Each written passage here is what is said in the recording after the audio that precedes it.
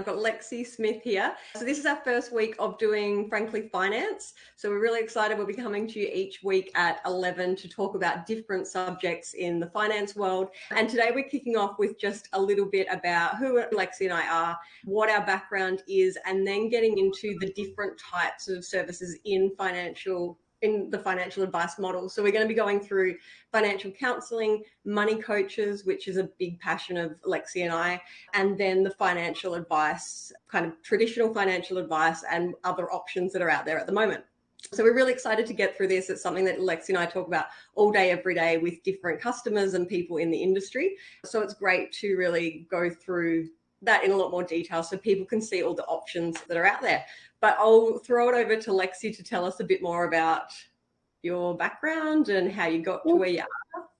Before we do that, do we want to talk about why Frankly Finance? Where did that come from? So Gemma and I are quite frank people. We say it how it is. We're polite, but we like to get to the point and kind of get into it rather than just, I guess you could use the word, fluffing around a little bit. So in terms of my background, so I was a licensed financial advisor for 10 years, which was pretty much identical to Gemma.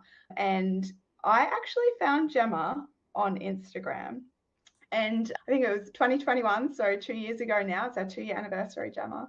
And it was just reaching out to Gemma because I realized that we had such similar backgrounds and we were trying to do such similar things. So moving away from financial advice and into financial coaching.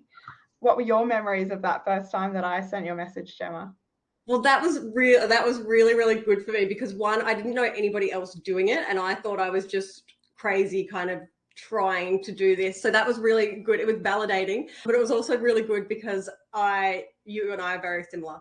And I think your first message was something around collaboration, not competition. And then we were like, oh, let's have a 15-minute call, like just to get to know each other. And I think we spent like nearly 2 hours on the phone and then pretty much talked every day ever since. Yeah. So it was really, really good. And it was really validating because somebody else, I knew heaps of advisors were feeling exactly like I was and was keen to be out, but I was really happy to know that somebody else saw my vision for a different path that was still kind of linked to finance. So it was very good. And then we've pretty much just, sent voice notes all day, every day since then.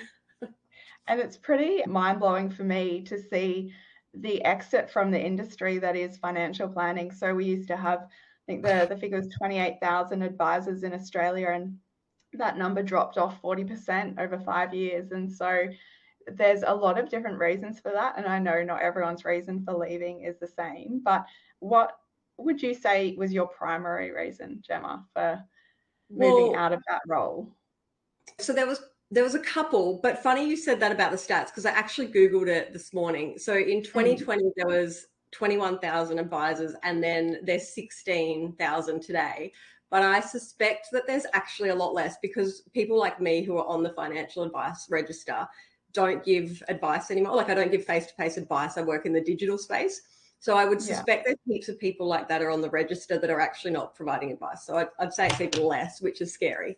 But like most advisors would be able to understand, I was feeling really burnt out. I was completely over the red tape and I just felt like I couldn't actually help the customer that was in front of me as much as I wanted to. And I wanted to help more customers, but I didn't know how to do that within the traditional advice model. So I just decided to have a career break. I always thought, I didn't actually know that a financial advisor, there was any other avenue that I was going to be able to work in it. I kind of went, you're a financial advisor, you're a manager, you own your practice, that's kind of it. I didn't really know outside that. So I was burnt out. I decided to take a 2-year career break. And then in that time, I kind of was just like, well, what do I actually love about financial advice? What do I miss about it? And it was that hour with the customer, your client, just talking about their everyday lives, the things that worry them, the things that concern them. It wasn't the statement of advice. It was nothing to do with the product. It was definitely not all the research and all of that junk that goes with it. So I was like, imagine if I could just do this, be my casual self, help people with the stuff that they're actually worried about and make a living out of it. And so I was like, oh yeah, that'll just pass the time until I go back into advice when I have to have a real salary and stuff. And then, yeah, people like Lexie and all these doors open, like so many people were feeling exactly the same. And then I discovered digital advice and all these scalable models. And now I don't know, but I don't think I'll ever go back to one-on-one face-to-face advice, which you are exactly the same, right? Yeah, I am now nearly 3 years into financial coaching after doing financial advice for 10 years. And I think what I'm doing now is actually what I thought that I was initially getting myself into when I decided I wanted to be a financial advisor when I was in year 9 or 10 at school. So I thought it was more about the money management side of things, whereas in reality, it's more about the investments, the super, the insurance. So that's the pathway that I took. That yes, I was good at giving financial advice, but my passion is financial coaching, which I guess that leads into a bit of a discussion on the different people that you can see when you want to talk about money. So most people are really familiar with financial advice. They're not often familiar with the cost of advice though. So we were talking about this earlier to say that the rough stat is that you can't get advice for under $3,000 in Australia, 3,500. But in our experiences, that the advice being provided these days is actually even more expensive than that. What are the figures that you were looking at, Gemma? Yeah, I was just saying earlier, like obviously we still know a lot of advisors in the industry, and I don't know anybody that is able to give advice for 3,500. Most of the advisors that I am speaking to, they're saying like 5.5, 8 for a standard comprehensive advice plan.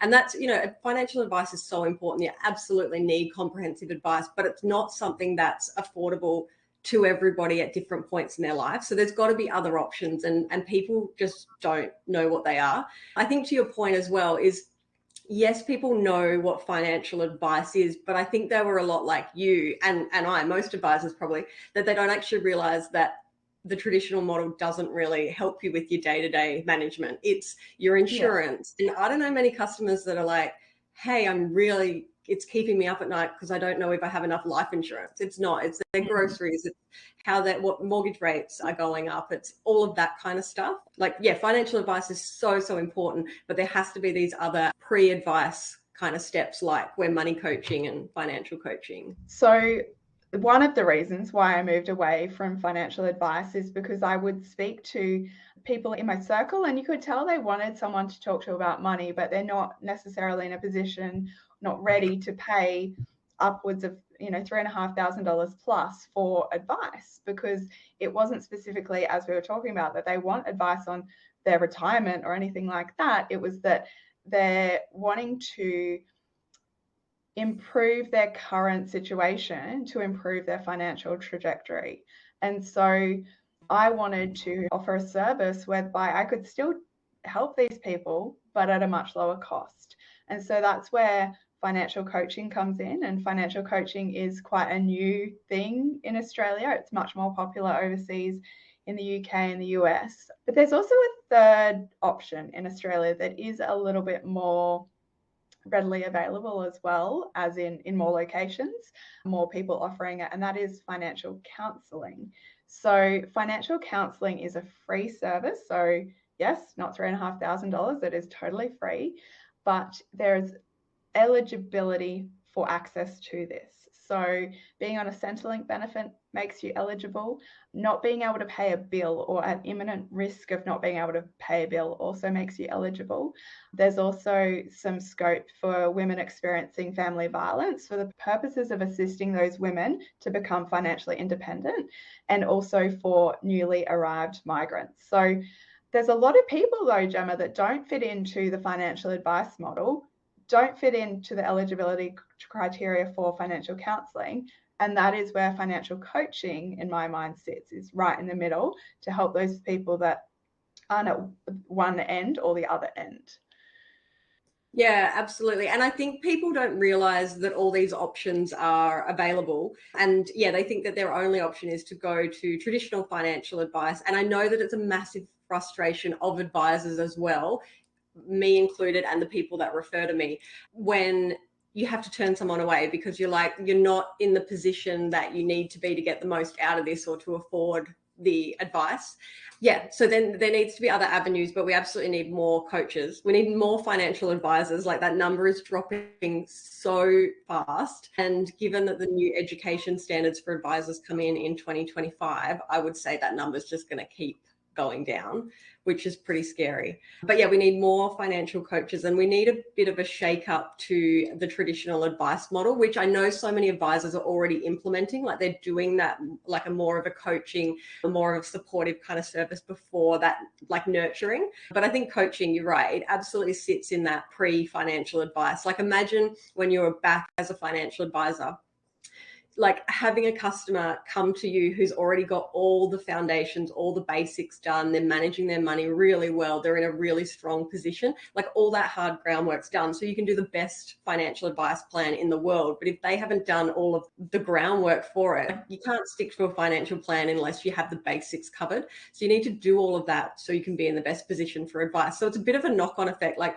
all of these services that we've talked about, these three models, they complement each other so well. Like, if you're kind of like rock bottom right now, starting from scratch, and you're eligible for counseling, do that first and then move up to seeing a money coach. And then the money coach is getting you in the best position for your financial advice. Like, they all complement each other so well. It's like when you said to me, collaboration over competition, it's exactly that, right?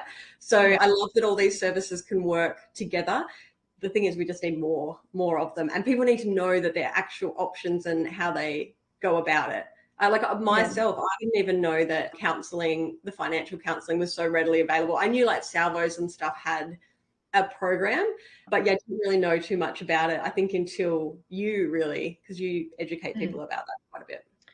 I, as an advisor, had no idea about financial counselling. And so, yeah, there may have been people who I have spoken to over the years that would have been eligible for that. But the conversation was more like, I'm sorry, I can't help you, like, I'll give you a few tips, but this isn't the kind of thing that we do in financial advice. So I think it's really good for advisors to be educated about the different options. And coming the other way as well, like because I also refer to advisors. So there are a certain line that I cannot cross. I can certainly identify times where someone requires advice because of my background, but then I need to refer them on to someone who is currently licensed. So there's pretty much handing this person on a silver platter to a financial advisor. Yeah, sorry. And you've already explained all the benefit, and you're setting them up knowing, because I always do a lot of work like, yeah, you'll see you might be able to pay $3,500 for the advisor, but I'd be prepared to pay up to you can't quote the fees because you don't know what the strategy is going to be. I just make sure that they're prepared, that there's a real, like, the reality of how much the advice is, but what the value is going to be. So if I was an advisor, I would love to get referrals from people like us, that they're qualified, that they're prepared to actually pay the advice fees, and they're like really in that position. One of the questions that have come through is around, how do you actually find a good coach? And I think it was probably worth talking about finding a good coach and a good financial advisor as well, because like car salesmen and every other industry, there's advisors, there's coaches that one bad egg ruins it for the rest of us. So what would you say, Lexie? What would you recommend? Obviously, you're the best coach, but what would you recommend? In terms of finding an advisor, I always say to anyone that is in the market for financial advice to find someone that you really gel with, like on a personal level, because it is so important that you can be so open and so honest with this person. The idea is for it to be a long-term relationship, and you want to be in a position whereby you can share exactly how you're feeling and what your vision is and what you want for the future. And Gemma has just disappeared, but that's okay, we will continue. So that's what I always say to everyone, to make sure you find someone that you gel with.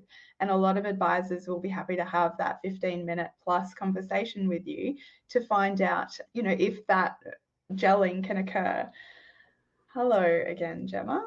Somebody else did it. I think that was Matt. That wasn't me. So carry on. That's okay. I 100% agree. You have to gel with somebody. And one of the things that when I was like in my early days as an advisor, I didn't feel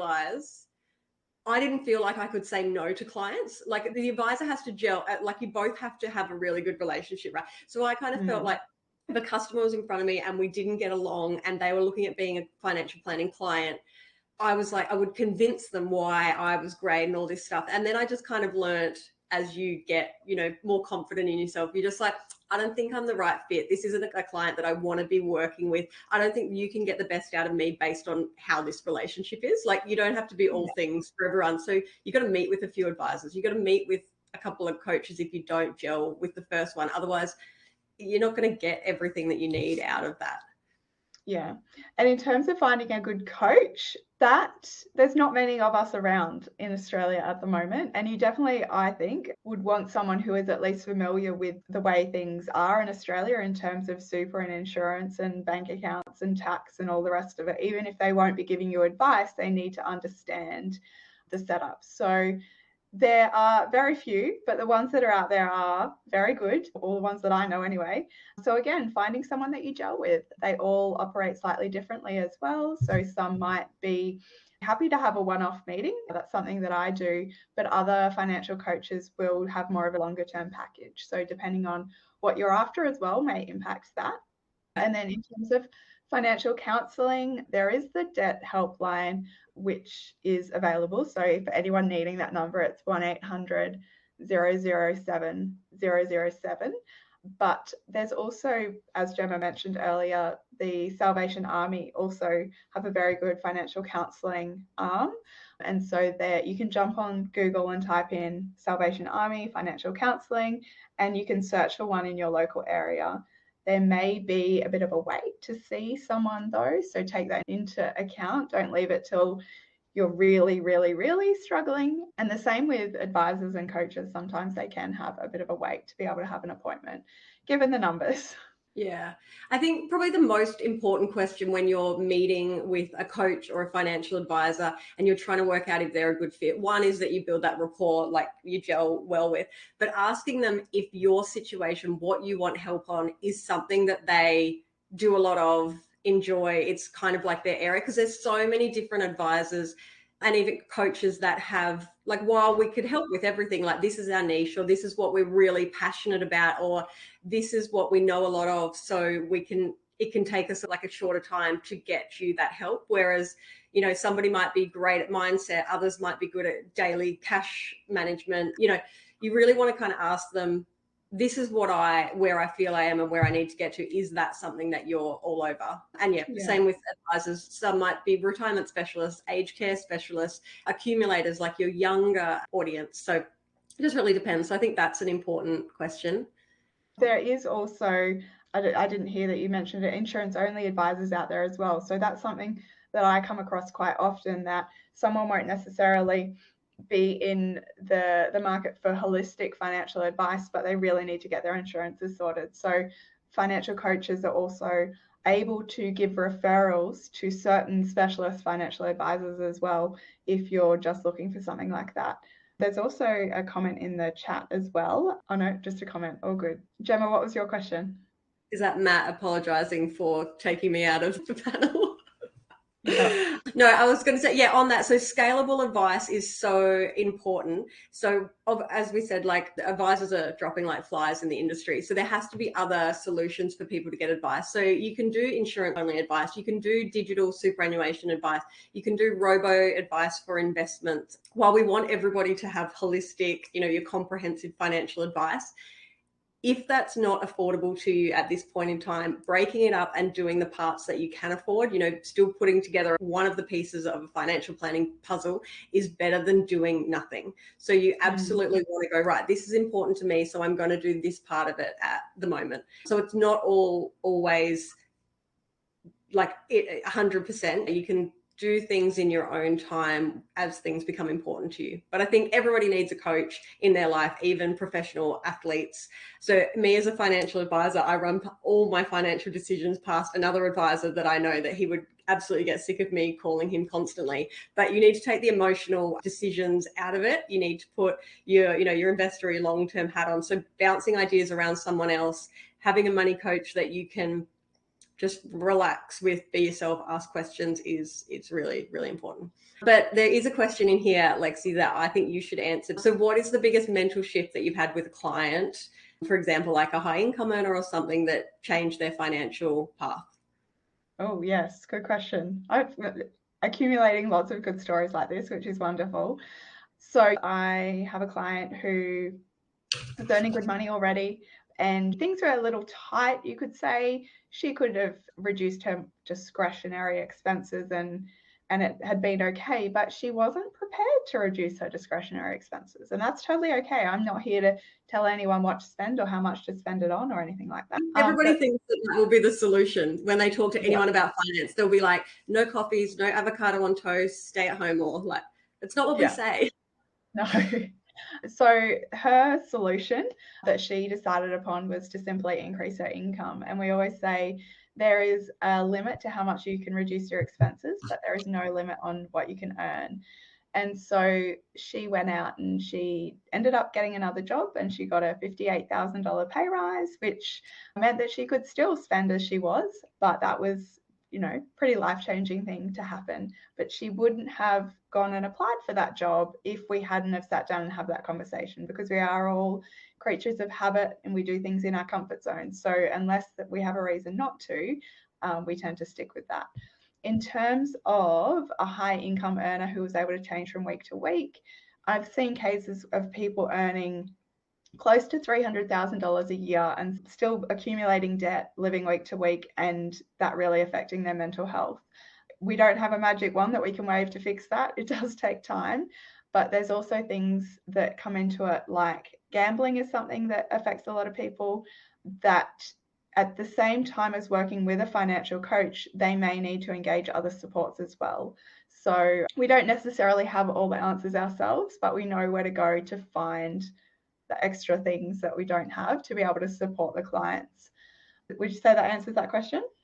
Yeah, for sure. And I think that's right. We don't always have the answers, but we can be like, oh, where to from here? And whenever I've got a money coaching client, I always tell them beforehand, I'm like, the solution might be that you're going to pay me for an hour session, and then I'm going to tell you to go to a financial advisor who's going to charge you $8,000. But won't you be glad that you had that reassurance that yes, that's the right path for me, rather than just jumping in and going, oh, I saw one advisor, they said this, and I guess I'll just pay it. Like, it's just giving you that, the validation that that is actually the position that you need to be in. And then, you've done all the other groundwork that we said. So I think the mind shift change is huge. Before we wrap up, another question came in that what's the biggest difference in our day being coaches, not advisors? So I work for a digital advice firm. So my day is really, really full with financial advice on a digital scale. And I absolutely love that. But when I was just being a coach, the biggest thing was freedom, although you weren't working from home then. So maybe it would be different.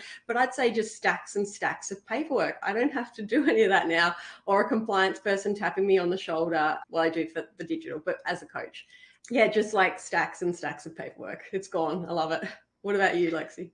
Well, that was one of the reasons for my move away from financial advice, was because I felt like I never had time to actually talk to clients because I was too busy with all of the compliance work and the file notes and the statements of advice and all the rest of it. And so, yes, I still do file notes and probably way more admin than I need to do just from my personality, but I have total freedom and I get to have lots of amazing conversations and help so many people, and don't have to leave my home, because I have clients Australia-wide in every state and territory except South Australia. So if you're listening from South Australia and you need a financial coach, you know where to find me.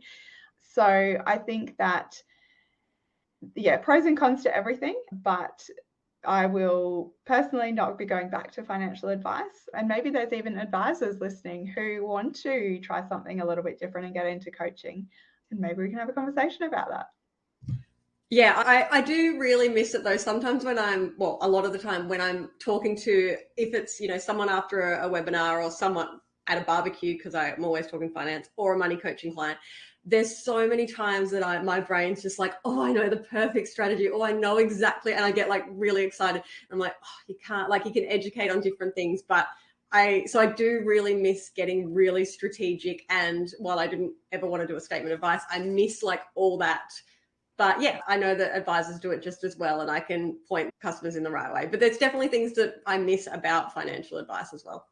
It's not all bad. It's probably much, but we love it. It's a big part of what we do. This is why we're still in the industry. But we just think, I'll speak for myself. I just think what we do and the direction that we've gone in this coaching, all of us, just complements it so well. So we're friends, not enemies.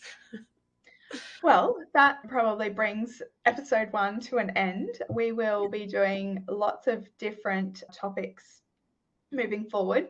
But to summarize today, in Australia, you've got 3 different services that you can seek guidance from. So financial counseling if you're really, really struggling, financial coaching if you might earn good money, but you can be doing better, or financial advice if you want advice on super insurance investing or have a very high income and need some, tax advice perhaps. But I hope that you all enjoyed that, and let us know if you have any questions. Cool. See you next week. Thank you. Bye.